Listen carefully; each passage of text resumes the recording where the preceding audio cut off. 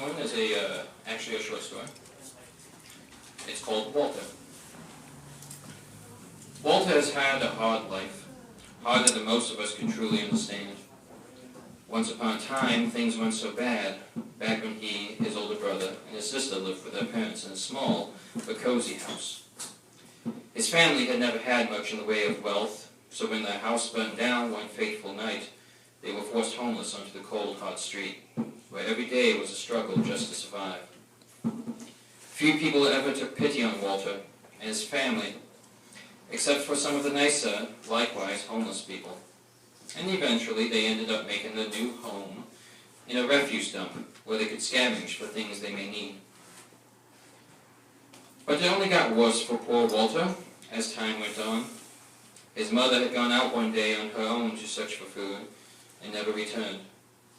Till this day, Walter still has no idea whatever happened to her. Then a couple of years later, while out with his brother playing in the street, he watched as his brother was killed by a careless driver who sped away without pause.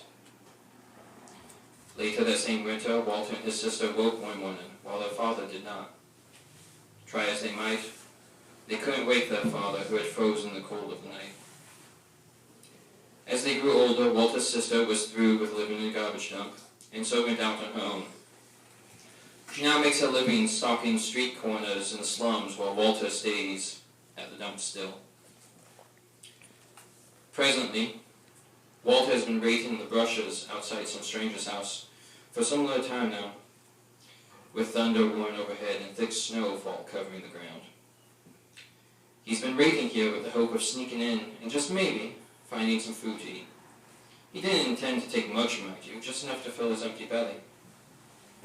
When the coast seemed clear, he scurried up to the house and searched for a way inside.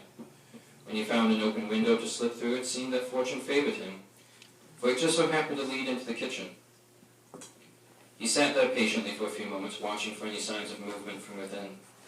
He saw none, and heard nothing besides the dull rumblings of his hungry stomach, and so snuck in and began exploring the kitchen. It seemed that the people who lived here had fallen on tough times too.